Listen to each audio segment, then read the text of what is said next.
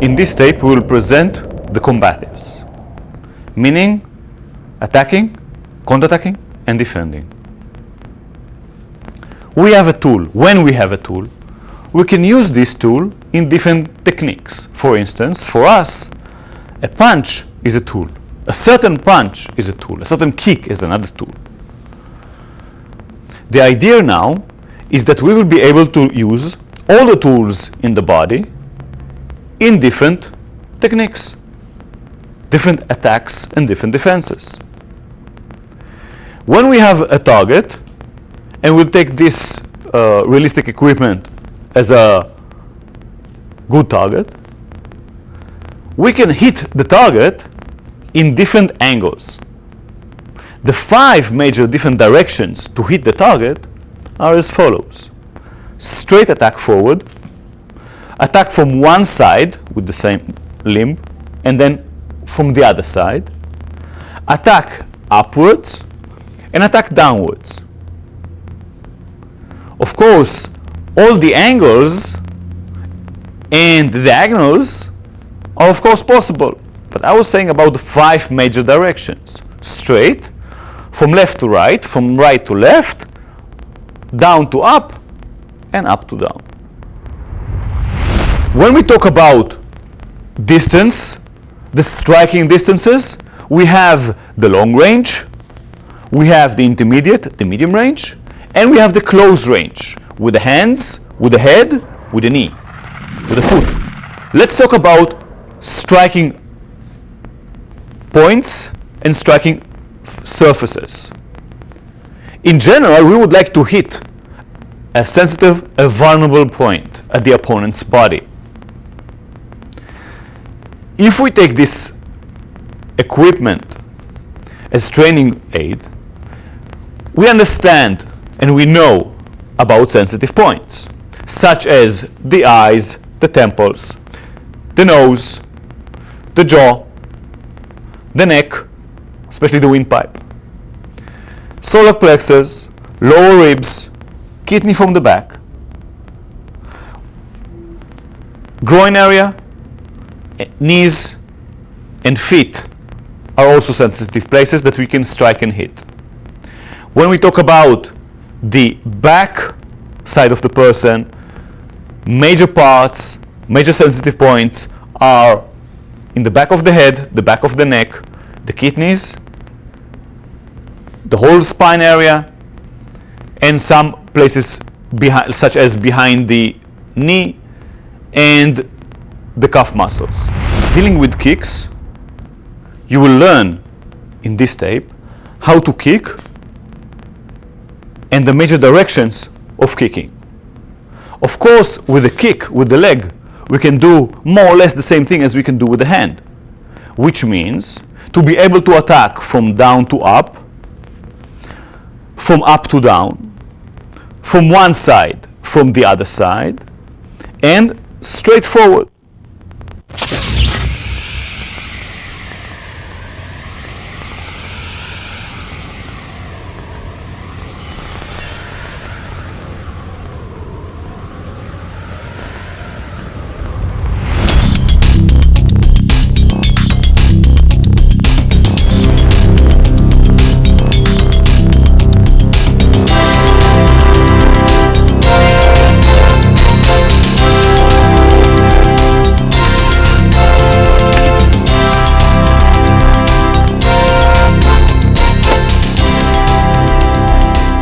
When you are going to be attacked, if you're going to be attacked, you may be positioned in different positions.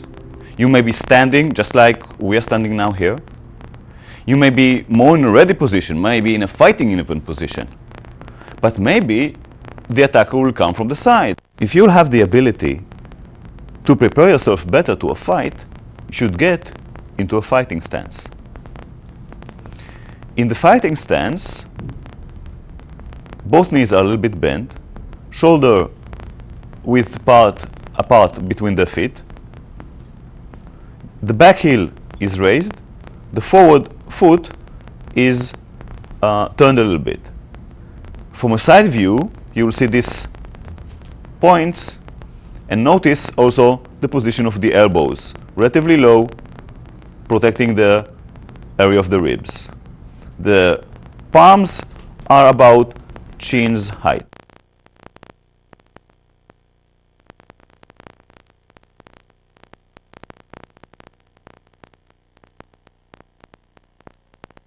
When you are in this stance, you can easily attack with punches, kicks, move freely and dynamically. When we need to move while we are in a fighting stance, advance forward or retreat back, we will start with a leg in which direction we are moving. Moving forward, first front leg, then closing with the back, and retreating, first back, then forward. From a side view, we see this again. Moving forward, 1-2 with the legs, moving back, 1-2 with the legs, keeping the same stance all the time. If we need to move from the fighting stance to the left, we will start with the left leg. When we need to move to the right, we'll start with the right leg without crossing the legs.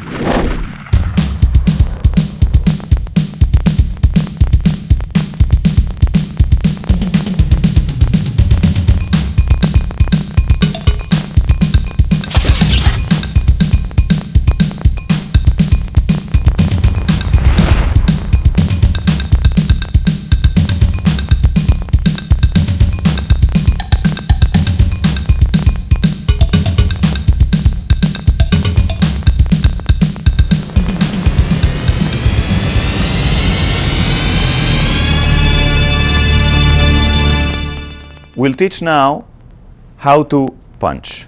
First, bring your hands to height of the chin. We'll start sending the hands forward and back lightly and slowly, keeping the palm vertical, keeping the hand vertical. Let's see this from a side view.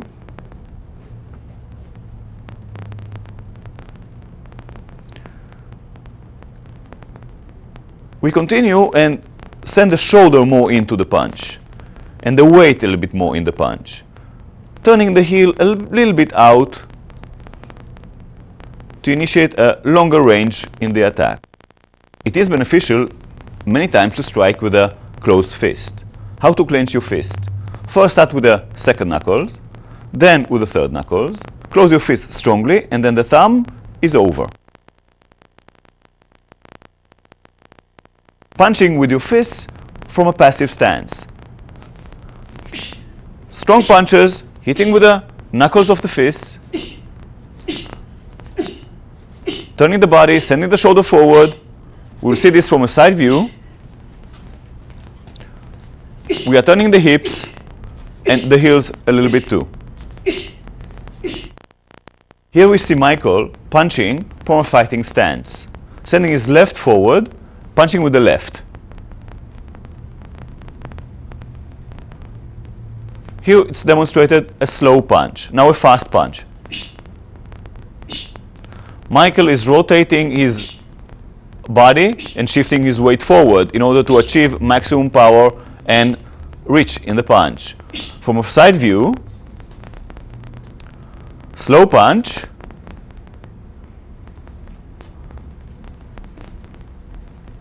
shifting the weight forward, rotating the body, turning the body to reach maximum reach and power in the punch.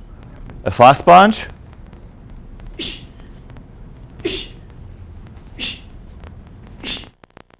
straight left punches to a focus mitt.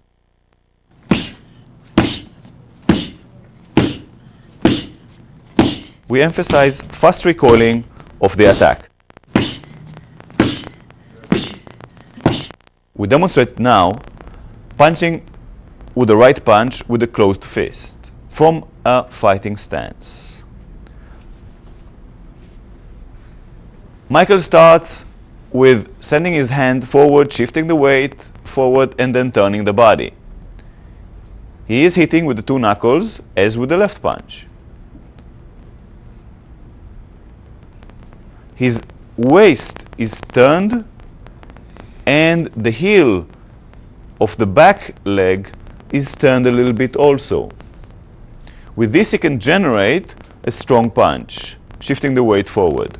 From a side view, we can see the punch clearly. His chin is tucked a little bit down to protect him from getting a knockout, a punch. Seeing this from the other side, we can see how his shoulder is being sent forward to gain maximum reach in the punch. Fast punches. A side view of a fast punch.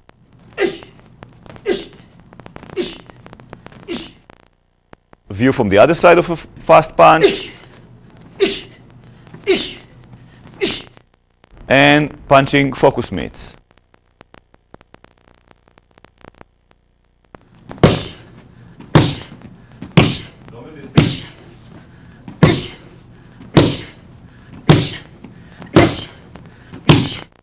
Michael is demonstrating now a combination of two straight punches left and right.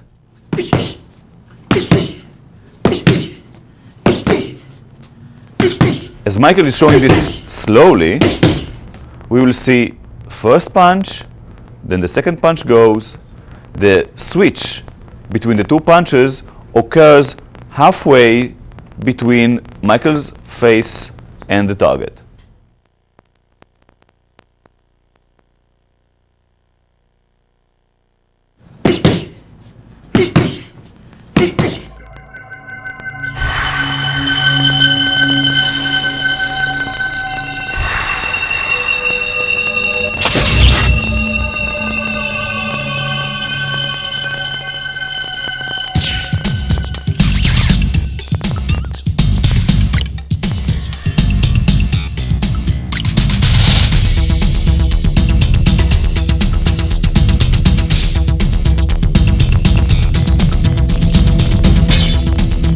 Next, we examined the delivery of the hammer fist punch.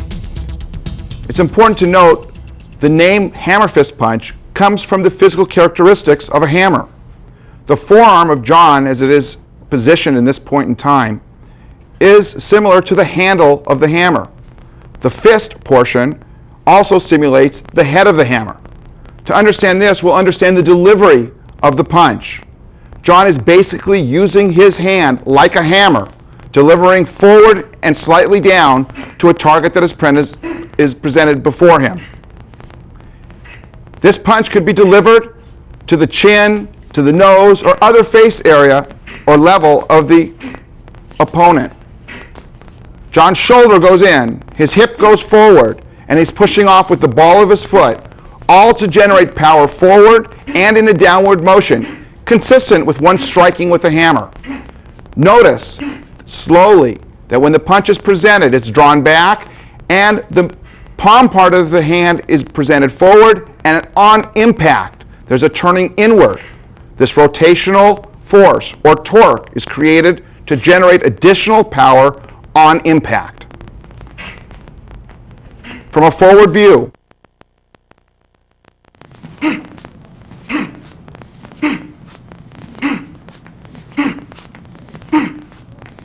the striking surface of John's hand is the meat part of his hand, which he will touch now. This is the area that he's hitting with. That area is analogous with the head of the hammer. From a passive position, you can see this strike delivered to another target area. For instance, if someone is low, this strike can be delivered in front of the body and downward. In this position, John is making essentially the same strike, but because the punch is being delivered downward, John is dropping his weight accordingly. The hand is raised, and the punch comes down strongly. It could be to the back of the head, or neck area, or even between the shoulder blade. From this view, we can examine another possibility in the delivery of the hammer fist punch. If the threat is to the side, but beyond the distance that is appropriate for an elbow strike, John will employ the hammer fist punch to cover distance quickly and deliver and reach the target that's at a further distance. John uses the hand swinging up and turning in. His weight is shifted toward the target. His hip and shoulder roll out to make power in this punch delivered to the side. He also lowers his head so that he is protected slowly behind the delivery of the punch, so that it would be more difficult for him to receive a blow from the opponent. This punch can also be delivered from a passive position and can be followed up with further attacks.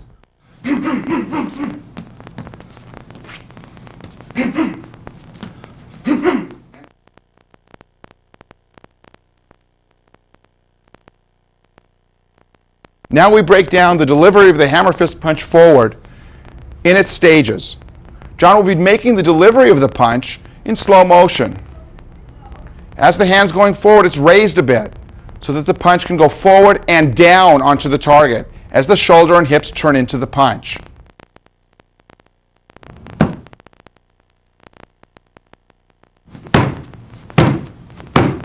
Now examining the hammer fist punch downward for a low target.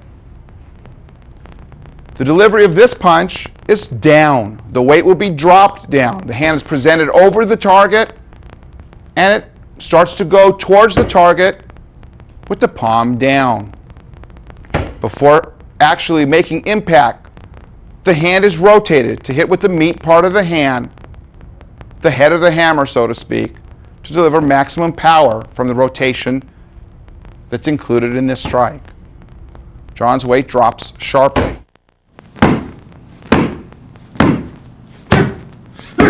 The stages in this position will be the hand raised up slightly, and now the hand dropping on the target. In conjunction with the sending of the hand down, John drops his weight, and the hand, the meat part of the hand, passes through the target. The opposite hand is up and available for defensive or offensive purposes as needed. Another possibility from this position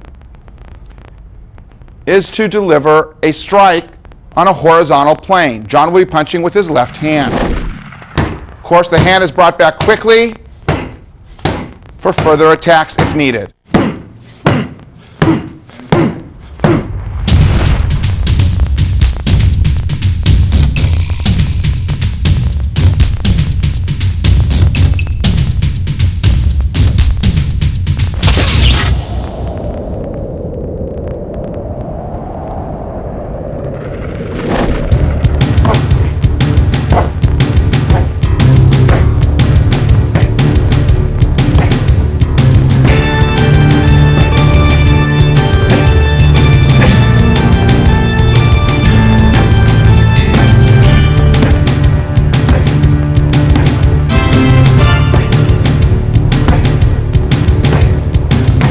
Hook punch is an important tool in the fight because of the power that can be generated in a relatively short distance.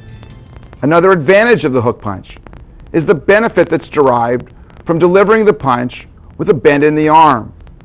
This bend in the arm, the hook so to speak, allows you to pass around any possible defenses in order to hit the target. The body is turning into the punch, pivoting on the feet, turning the hip and shoulder in, along with the hand being exploded towards the target. The right hook, delivered quickly, on examination, you can see the weight is turning in to the target, consistent with the angle of the arm that's making the strike. The left hook. This hook drives power from the pivoting on the forward foot, the turning of the hip inward, and again, the shoulder being offered and the hand moving as quickly as possible towards the target. From this frontal view, we'll look at both hooks, the right and the left, being delivered quickly.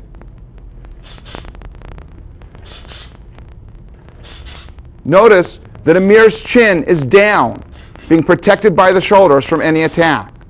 The rotation of his shoulder, his hips, generated by the turn in the feet or the pivoting of the feet contributes greatly to the power in this situation.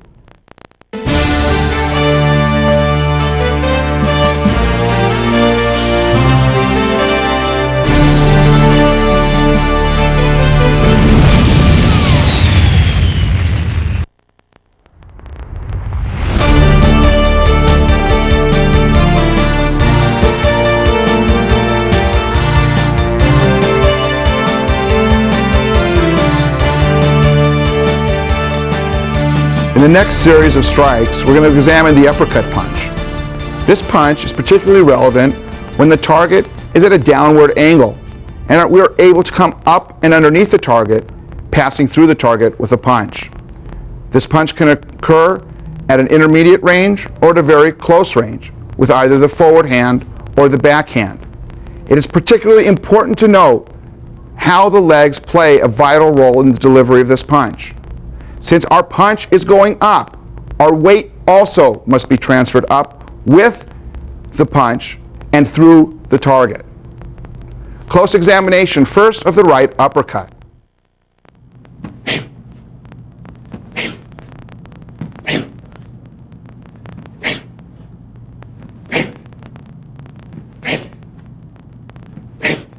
In slow motion, what's occurring in this position is the target is low. Amir lowers his body with his weight in the right leg and also in the forward leg. The body then shifts forward towards the target, with the hand leading the punch as the body is being raised. The punch travels through the target area and extends a bit forward. The striking point are the first two knuckles, consistent with the straight punches that have been discussed earlier. A side view of the right uppercut.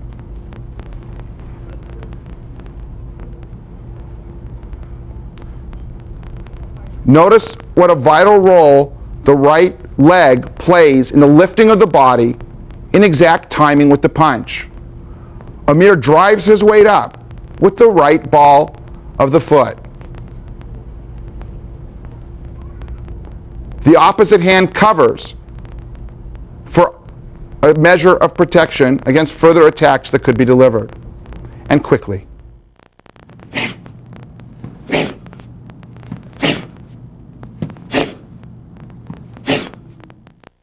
Looking forward, we can examine the uppercut punch being delivered with the forward hand.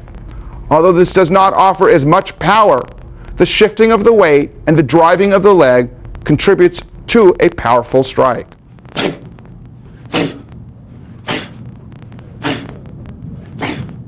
In slow motion, you see the shifting of the weight towards the left leg, the driving with the left leg, and the raising of the body in perfect timing with the delivery of the punch.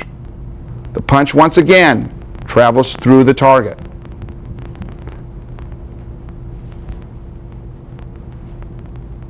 And a side view of uppercut with the forward hand.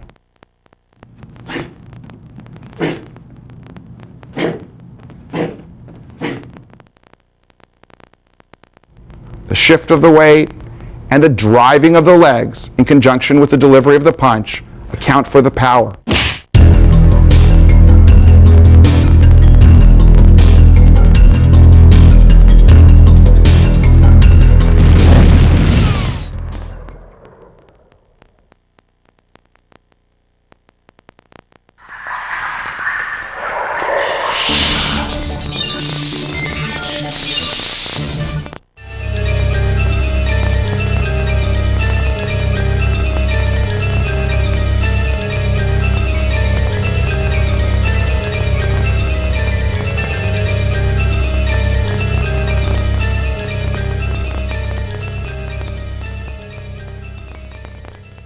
In this scenario, we're going to deal with close range attacks, specifically elbow strikes. First, we'll show you how to form the elbow. Amir will be demonstrating. He's going to bring his hand into the shoulder area, developing a strong elbow, which will be the striking implement in this particular set of exercises. The elbow is hard And it's a good striking implement because it's relatively small and can penetrate a target. To note, there are two planes in the system that we use to develop our elbow strikes. One is a horizontal plane and one is a vertical plane. With regard to the horizontal plane, Amir will now show the full range of motion both in front of him, to the side, and around him, a bit more than 180 degrees. This plane really means that any elbow strike with his right can be delivered anywhere along this plane using the technique that we will describe in a moment. The second plane is a vertical plane. This vertical plane rises up in front, can go down, and up and around behind him. Combining this with the other hand, he has a full range of motion 360 degrees around him and sphere-like up and over the top of him so that he can strike any target, whether it's down, to the side, behind him, or in an upward motion. We're going to do a series of 7 elbow strikes. Amir will be using his right elbow.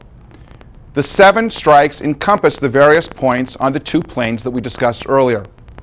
First of all, the first 3 strikes will be horizontal. The last 4 strikes will be along the vertical plane. Strike number 1 is forward and around, striking someone in front of you. Again.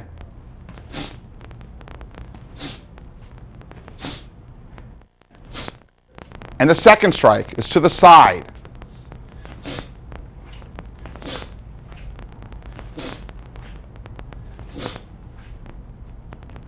The third strike is for someone who may be a disturbance or a threat behind you.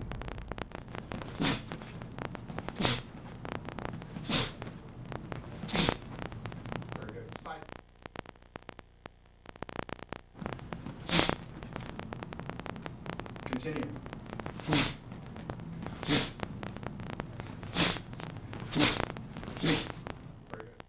In this scenario, we're going to demonstrate the first 3 strikes along the horizontal plane. Notice a few things. Notice the striking area Amir is going to be presenting to the target. He will be striking in front of him, to the side, and to the rear. He also is looking to see where he is striking before he sends the strike. And before actually delivering the elbow, he is looking and covering himself so he does not expose himself to further danger.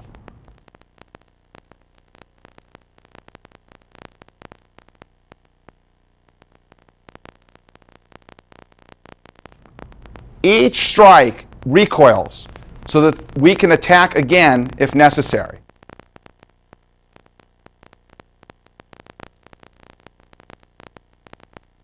In this scene, Amir will be demonstrating the last 4 in our series of 7 elbow strikes.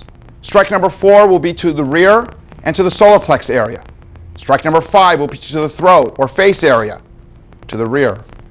Strike number 6 will be forward and to the face area or throat area. And strike number 7 will be delivered downward to an appropriate target. Notice that each time Amir is striking in this series, he is striking and recoiling quickly. And each time he strikes, his weight is delivered in the elbow strike. Each time he strikes, he is covering appropriately so he does not expose vulnerable areas to further attack.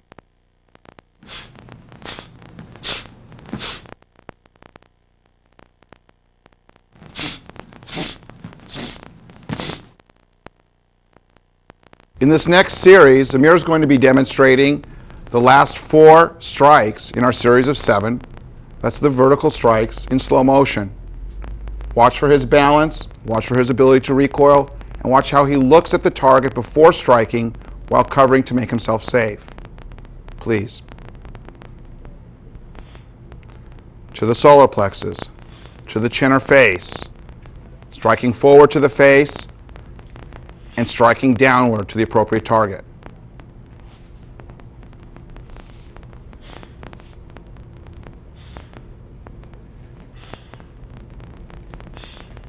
A side view reveals his balance, the power that's generated in a short distance, and how he covers and looks to be safe.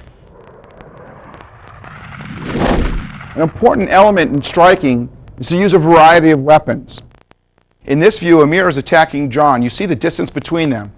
He is closing the distance with longer weapons, such as straight punches. When he's in close, He's using intermediate range weapons such as hooks and uppercuts that can be delivered to the face, head, or body. When he's very close, he's delivering elbow strikes for infighting. And when he's even ultimately closer, he could use his head as a weapon. And on the way out, he follows the same principle in reverse. Intermediate weapons to long-range weapon.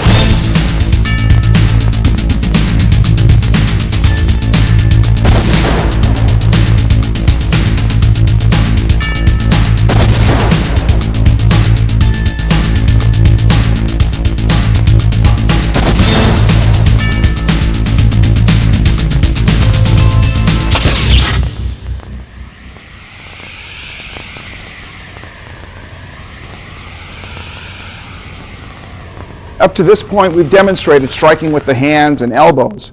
It's important now to integrate the legs and knees into a complete system of fighting. The legs offer and afford the person who's making the attack a broad range of distance. Your legs are longer than your arms. Your legs are stronger than your arms. So a powerful, full-range distance kick can provide many benefits in the fight. In addition, in close range, we can use the knee as an infighting type weapon, similar to the elbows in comparison to a punch. To make a complete fighter, we must incorporate the legs and knees into the equation of the fight.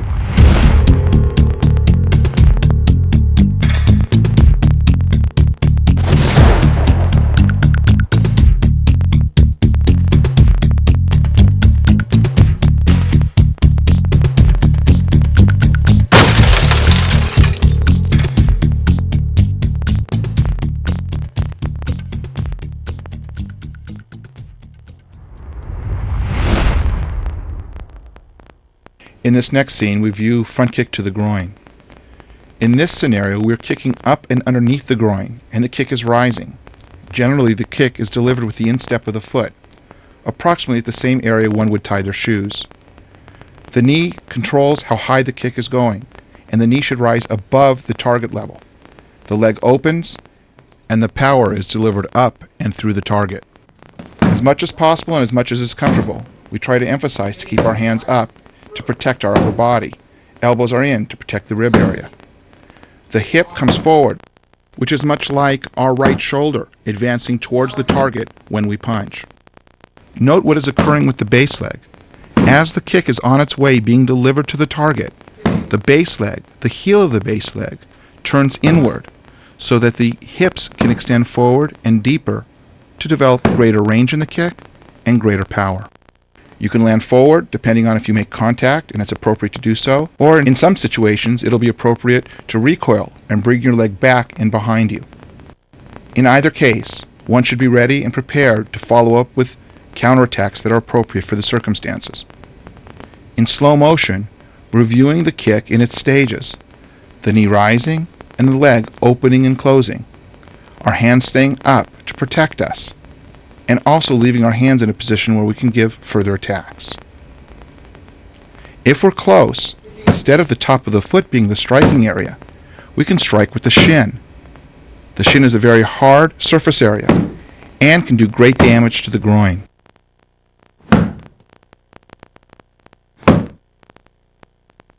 In this view, we can examine the kick, the front kick to the groin, in its logical stages.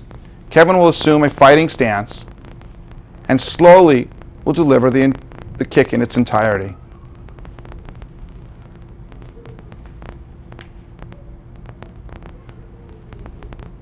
A side view.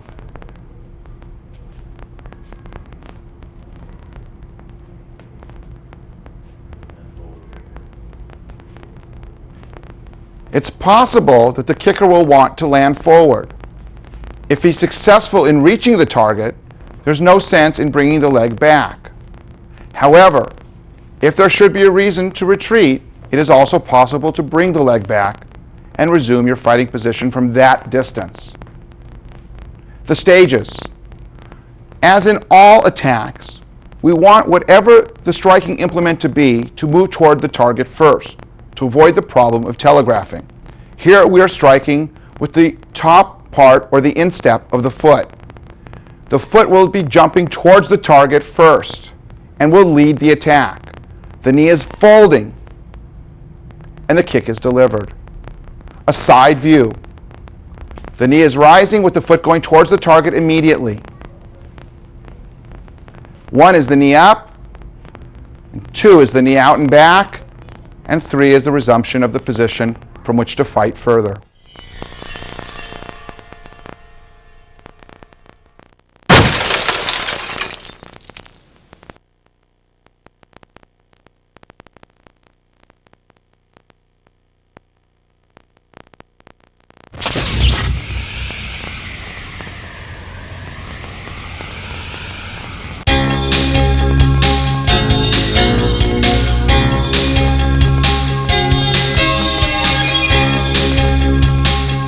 In this next section, we deal with the instruction of roundhouse kicks. Like all other striking methods in the system, we want to be able to hit a target from any possible angle and at varying distances. Our roundhouse kick is delivered up and around, and it can be delivered at a very acute angle, or it could be delivered on the diagonal angle. And of course, should the opponent be on the ground, or the threat be on the ground, still viable, the kick can be delivered in a downward angle. Because the turning of the body, the use of the hips, and the full range of motion involved in this kick, it is a very powerful target. It can be delivered to the leg, it can be delivered to the torso, it can be delivered to the head level. In this view, we can see the roundhouse kick being delivered with the right leg. There's no telegraphing of the kick. And in fact, what is occurring is the knee is being raised and leads the foot. The knee also extends beyond the target.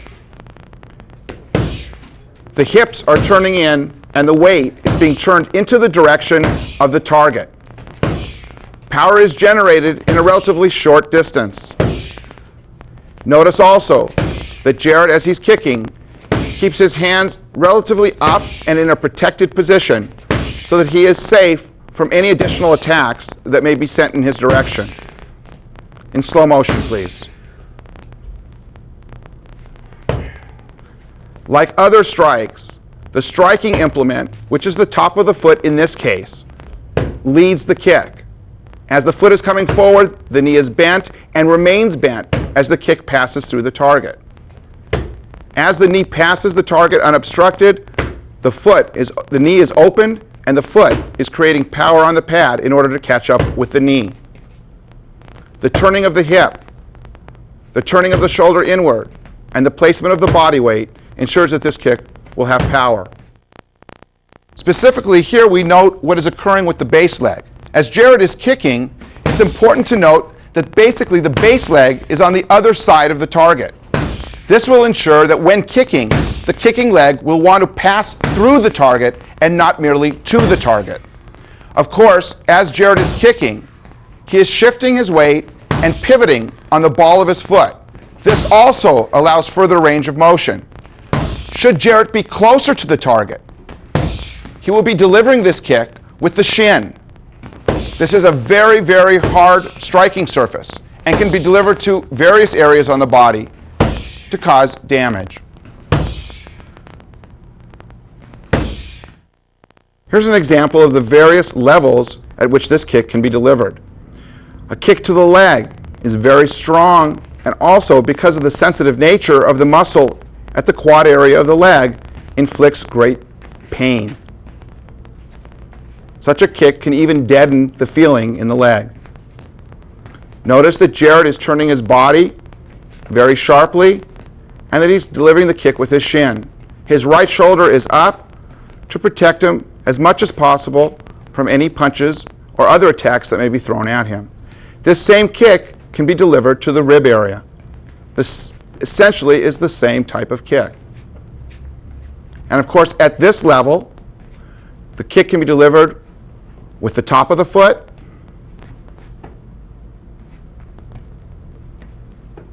or even the ball of the foot.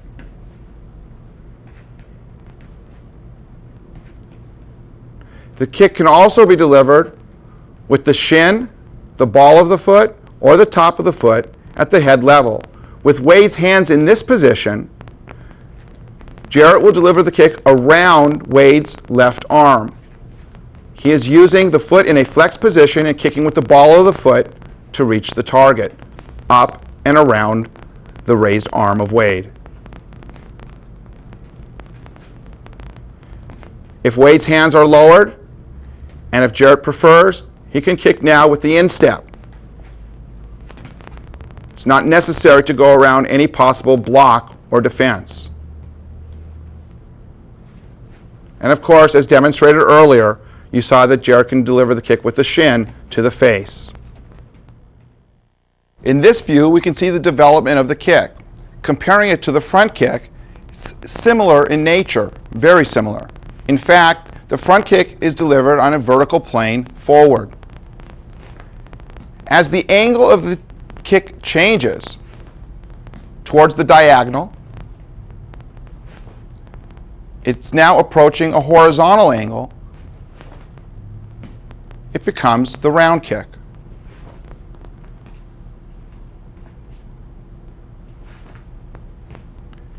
At the very top level, it can be a very sharp angle on a horizontal plane.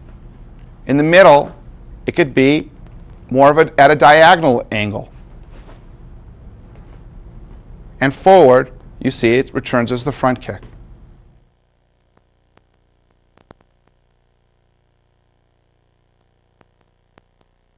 In this view, we'll examine the round kick delivered with the forward leg. Again, we'll draw the comparison between a front kick. It's a similar kick. From this position, you can see the knee raising for the front kick. The front kick is being delivered and is raised in a vertical target forward. From this position, once the kick is placed on the diagonal angle, you can see the formation of the round kick. The appropriate turning of the body to accompany the direction of the kick is incorporated. It is even possible to see the kick form so that the kick is actually being thrown parallel to the ground, completely in a horizontal position. As with other kicks, the kick can be delivered advancing or retreating or moving laterally. This will be saved for another tape.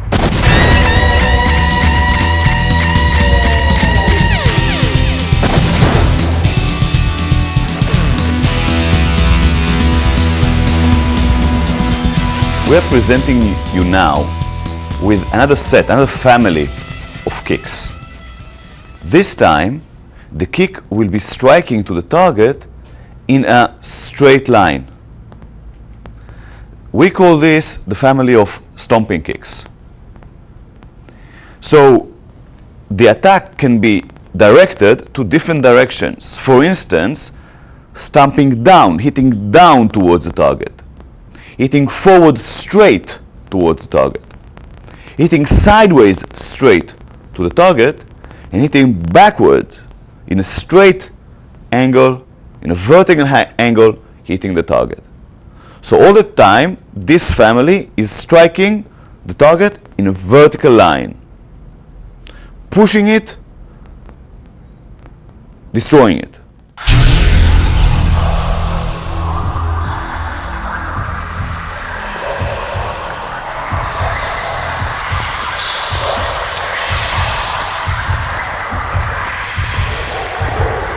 Jarrett will demonstrate now stomping kick down to a target.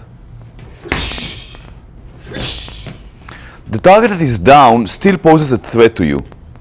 You are lifting your leg and then striking down with your heel. The technique is being done with delivering your weight, sending your weight down to the target. You see that we use realistic training tools to enhance the learning.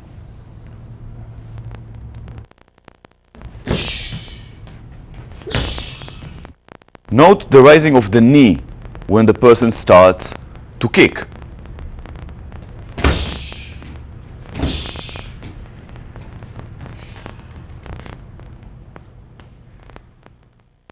When you're being attacked in a bear hug, one of the things you can do is strike down with a stomp towards the instep, the toes of your opponent. This is just part of the technique that we have against the bear hug from the rear.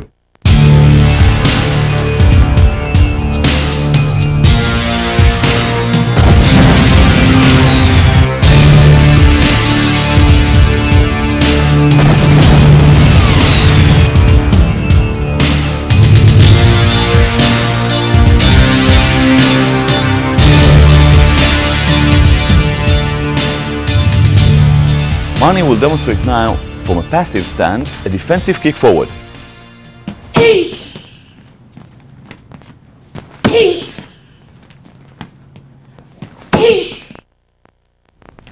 We're using this technique to push the opponent backwards, slowly. Mani is raising her leg, the knee is directed towards her shoulder, and then she is sending her heel forward in a straight line towards the target. We'll demonstrate it now fast from a fighting stance.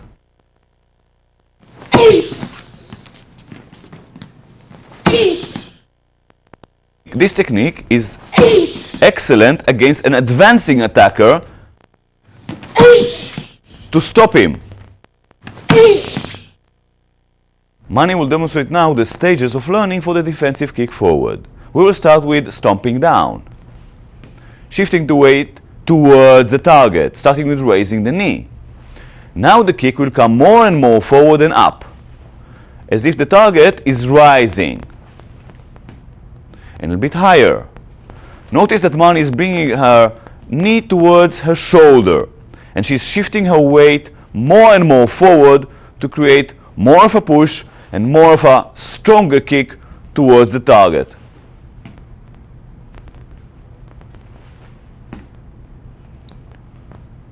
The striking surfaces can be the ball of the foot, the whole foot, or the heel, which is the strongest part. We can combine a regular kick forward and a defensive kick forward to hit a target that is vertical one, inward.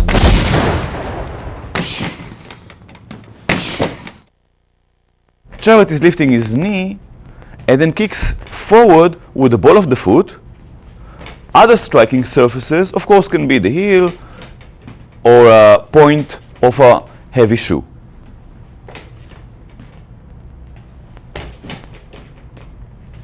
And now with the forward leg. From a correct distance, Jarrett will kick fast towards the solar plexus and slow, hitting straight inward. And fast 2 times again.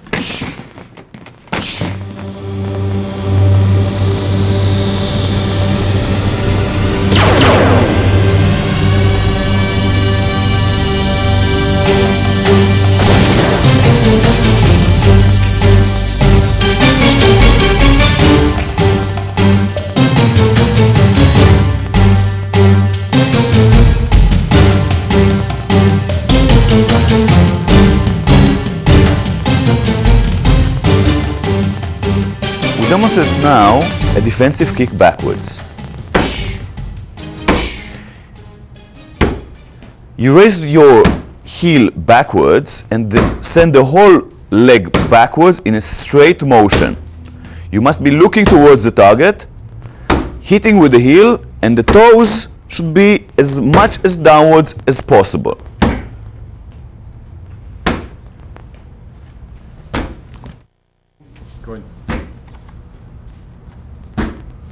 You should look by the side of your shoulder or under the arm.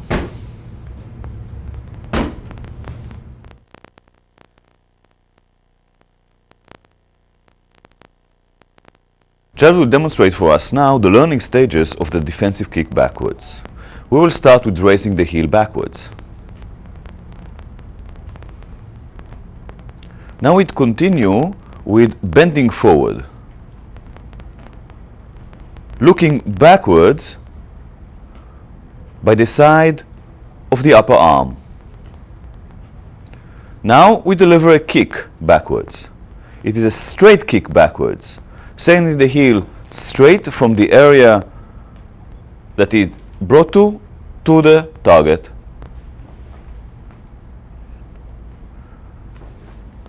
The weight is delivered, sent in the direction of the attack, meaning landing backwards.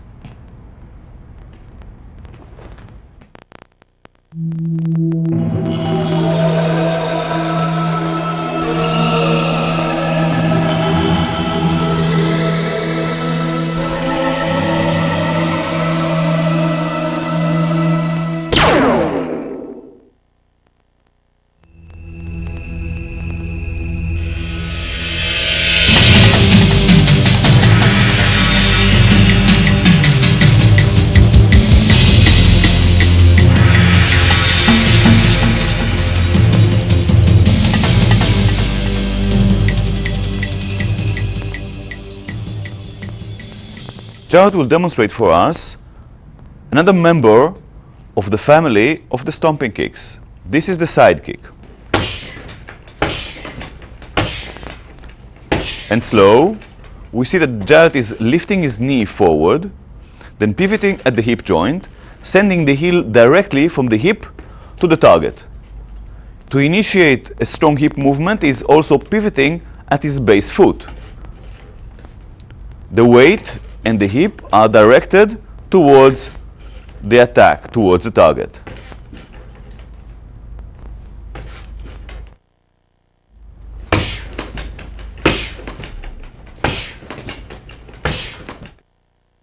Mani will demonstrate for us now the learning stages for the side kick. We will start with a defensive kick backwards. Then we will turn a little bit to our right and kick to the same target as before, which is diagonally behind us to our right. Then we will turn a little bit more and kick sideways. Let's break the movement, and we see that Mani is lifting the knee and then pivoting at the hip, sending the heel to the side, and from here, in flow motion, we kick the side kick.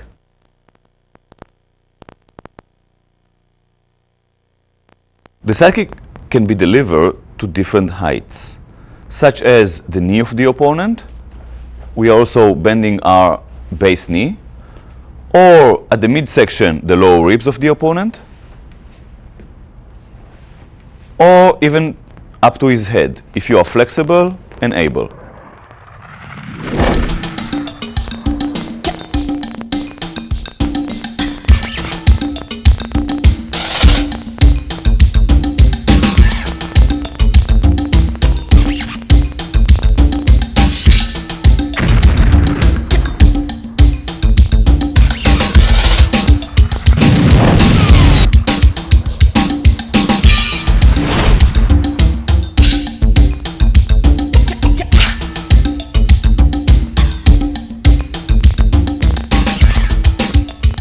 The defender must also know how to function if he or she should fall to the ground.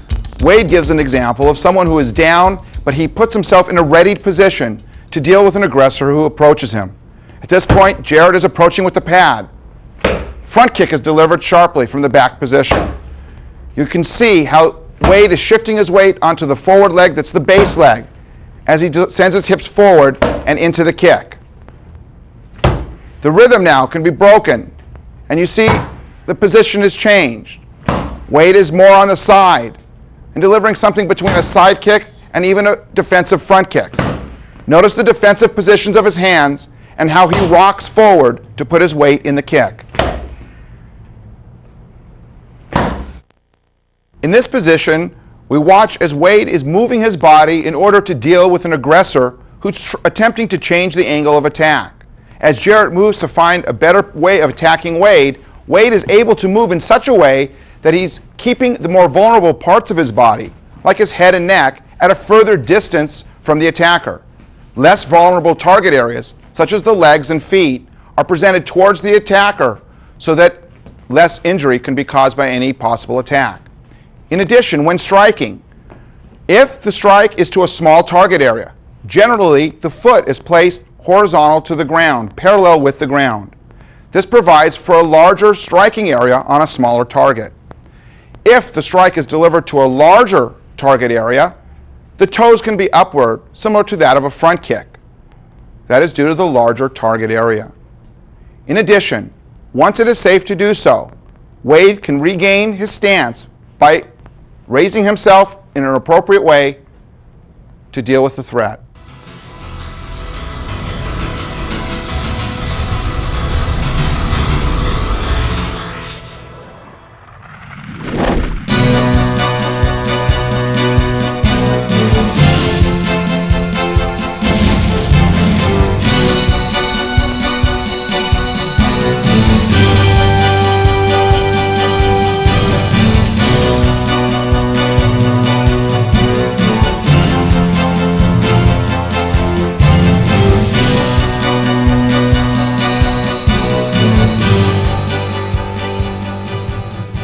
As previously mentioned, we want to be able to strike at appropriate distances. That distance may be far, or distance may be at an intermediate range.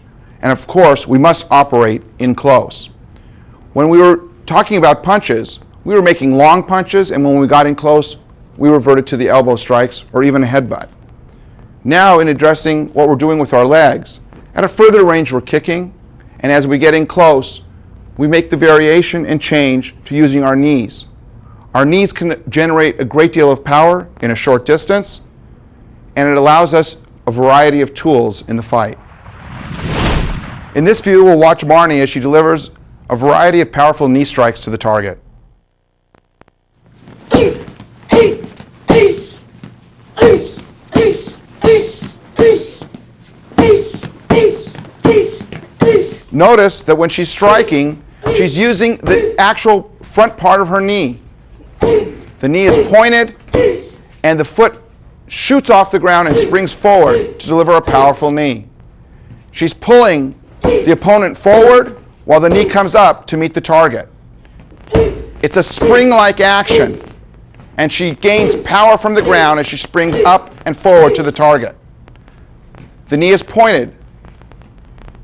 The striking area is the knee itself, not the thigh. This smaller striking area offers more penetration than the larger area, such as a thigh. Also, it is a much harder striking surface than any other possible option in that area. Marnie will now demonstrate a series of knee strikes slowly. First, the catch. You see, as Marnie is delivering the right knee, she is pulling the target towards her. The combined force of the pulling of the target and the outward delivery of the knee gives greater power. Also, you'll see how she's pushing off with the ball of her foot as she gives the knee. It explodes forward, and she strikes with the actual front part of the knee. It is possible to grab someone around the neck, and in this case, she puts her elbows together as much as possible so that the opponent will not have the ability to slide their head out and escape her grasp. A side view also shows another possibility. Here she can grab the shoulders of the person she's giving the knee to. You see also her hips involved in the delivery of the knee. You see how she's pulling the person forward. And you see how her hands are up in a position that covers her face, and her head can be buried to avoid any possible strikes to that part of her body.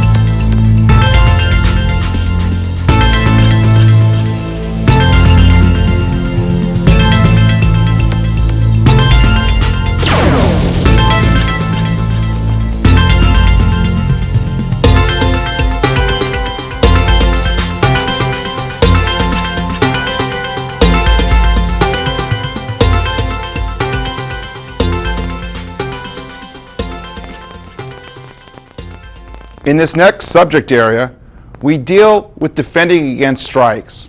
In particular, we're dealing with those strikes that come from an outside angle in. The exercise is called 360-degree defense because we are defending at a 360-degree range around us. This exercise is also used as a training method to develop peripheral vision so that we can pick up on movement on the outside. Our defense is foundational and is created at a 90-degree angle to stop the given attack. Later, we'll be adding counterattacks so that we are defending and attacking together to stop any subsequent attacks. And further, this is very important to note that other exercises seen later in knife and other subject areas are based on and are built from this foundational exercise. In this scene, we examined the 7 positions for 360-degree outside defense. John will now assume each position. The first position deals with an attack that is overhead and coming down on top of the head at almost a 90-degree angle. John raises the blade of the arm, the forearm, to defend. His blocking surface is from the tips of his fingers to his elbow and can deal with any threat in that zone. Notice that the bicep is close to his ears, this ensuring from this point in time that he will have coverage for the top of his head. Also, his chin is down so that his head is inside the defense. Position number 2. This deals with an attack to the head level coming from the outside at a diagonal downward angle. Again, the blocking surface is from the point of the tips of the fingers to the point of the elbow. And John is still and will continue to defend with the blade of his arm. Position number 3. An outside defense dealing with a horizontal attack almost parallel to the ground, still being delivered to the head level. Position number 4. Dealing with a defense for the lower part of the torso for an attack that's being delivered, again, horizontal or slightly upward at the torso. Position number 5. An outside defense dealing with a little bit lower part of the body and given when it's appropriate to do so and comfortable for the hands. This covers the same general area as position 4, but can be done or performed when the hands are in a comfortable position to make this defense. Position number 6 deals with closing of the circle at a lower level. Notice again that the forearms are defending. The blocking surface are from the fingertips to the elbow. And John is bending at the waist with slight minimal bend at the knees. If John were to bend the knees, he would bring the target area or the intended target closer to either the weapon or the striking implement. We keep the knees straight but not locked and the waist bent to keep the intended target area further away from the threat. Defense number 7 closes the bottom of the circle. Again, this defense deals with attacks that would be rising upward, almost at a 90-degree angle to the body. John is able to defend at this 90-degree angle to stop the attack. Again, defending with the forearms from the elbows to the fingers. A side view of each defense as presented with the right arm. 1. Defending the top of the head. Again, please. Notice how John is rotating his hand in a chopping-like motion and putting his weight in the defense and slightly forward. This allows for the defense to be strong, and we are almost defending with an attack. Defense position number 2, dealing with those attacks that may be delivered at a diagonal angle downward. From this position, John again rotates his hand outward in a chopping-like motion to attack with the defense rather than just placing his hand in a stagnant position. Defense position number 3 deals with a horizontal attack parallel to the ground. Again, you can see the side of the forearm, the blade, so to speak, defending in this position. Position number 4, slightly downward angle, closing in on the body so that the elbow is supported by the side of the body. The blade offers the defense. Position number 5, again defending with the side of the body, side of the forearm, and the side of the body is defended. Position number 6, out and down, dealing with an attack that is rising at a diagonal angle toward the body. And finally, position number 7, dealing with an attack that is coming straight up from the bottom of the circle towards the target. In this position, please note how John's legs are straight. He's bending at the waist. This is to afford greater distance between the limb that is attacking, or the object, the striking implement, and John's vulnerable parts on his body. From this view, we can look at John Pascal as he's delivering various attacks to prepare for the 360-degree defense exercise. John is going to build his partner. The attacks come from all angles, from the very outside to the very top and down. The attacks can be delivered two at one time. The attacks can also be delivered in a broken rhythm.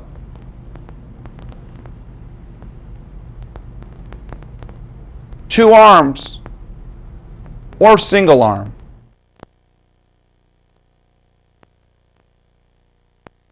John is defending as he's demonstrated before. In this position, the attacker is sending the attacks, and John is looking towards the face or chest area of the attacker. He's using his peripheral vision to pick up on the movement of the attacking limb and defending with the appropriate 360-degree defense. Although we had 7 positions, those were merely learning positions. Defenses can be offered at any or an infinite number of positions. The attacks also from this position can vary, meaning the rhythm can speed up. 2 hands can be offered on top of 1, which is referred to as broken rhythm, which has or forces John to respond with 2 defenses that overlap, or 2 simultaneous defenses occurring at the same time. The attacker can now spin and break up the rhythm, hiding the attack, to build, once again, the defender to be the best he can be to defend all possible outside type attacks that come toward him. A violent confrontation is sure to include multiple attacks. It's rare that someone in a fight gives a single attack. Here, John is defending 1 attack at a time. In our theory of defense, we realize that we want to be able to combine the defense, as John is now performing, with the counterattack. The reason for this is that the counterattack stops subsequent attacks, because the delivery of the punch and being hit by the punch causes the attacker to stall. It is difficult to send a punch when you're being hit by a punch. And this punch actually adds or serves as a defensive tool for the fight. In this scene, we'll examine progressive learning stages for the 360-degree defense exercise. A single attack is being delivered. The defender is defending close to the wrists, stopping the attack at a 90-degree angle. The attacker is bursting in at high speed. The attack is at various locations that are not predetermined. Now we add a counterattack. From this position, the defender is learning to give an attack with his defense. The last stage is as follows. From this position, the defender can burst in if he's ready to do so, and follow up with additional attacks. 1 at a time, please.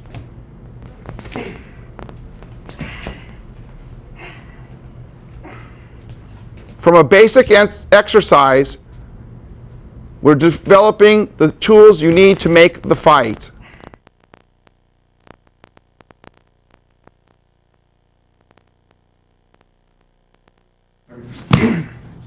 Step in.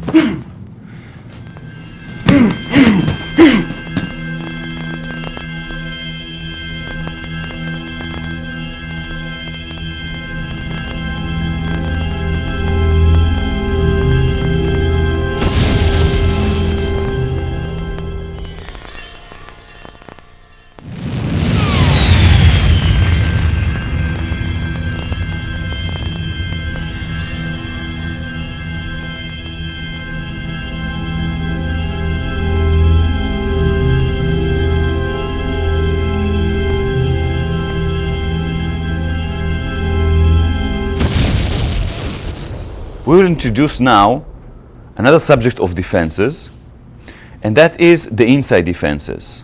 Before we were talking about what happens if the attacker is coming from the sides and we were blocking the attacks. But what if the attacker is coming with a straight punch to hit you? Michael will show the defense. Michael will demonstrate now the hand defenses against straight punches. From a passive stance with the hands high, shoulder width apart, and about chin level, he will defend the straight punches. You send your palm diagonally forward. You will make contact first with the area of the back of the hand or the wrist of the opponent and slide to his forearm.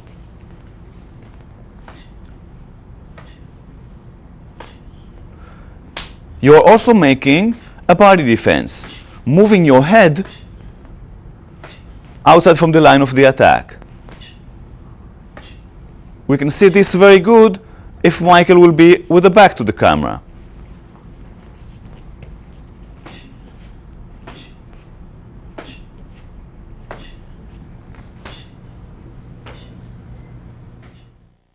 That's the way the inside defenses look from a fighting stance and fast. Send your hand diagonally forward to meet the attack in an early stage of its development.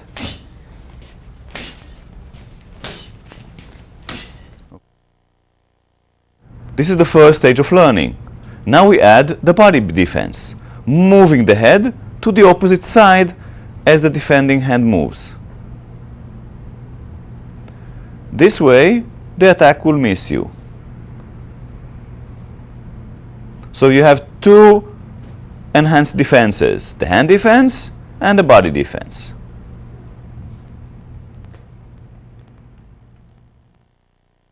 Here are the inside defenses from a fighting stance. In future tapes, we will deal with counterattacking.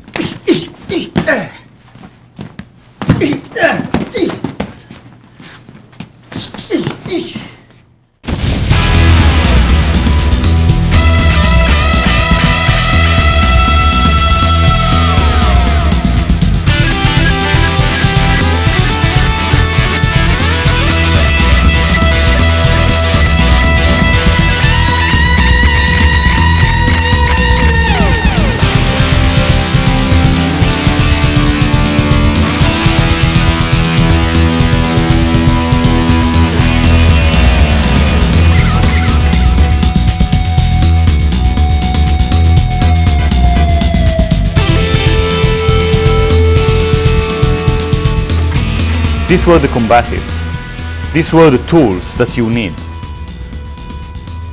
These are the weapons that you need. Punching, kicking, all techniques, directions. We're using these techniques in a different subject, such as the self-defense part, releases, defending knife attacks and knife threats, defending gun threats. Other subjects such as defending stick and blunt object attacks. Remember to practice your combatives. These are your tools. These are your weapons. And your weapons must be effective.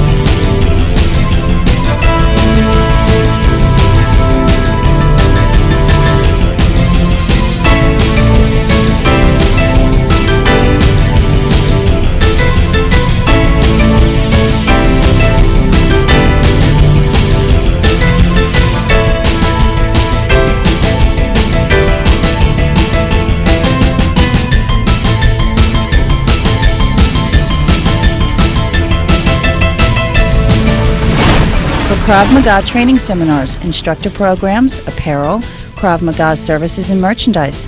Visit our website at www.kravmaga.com.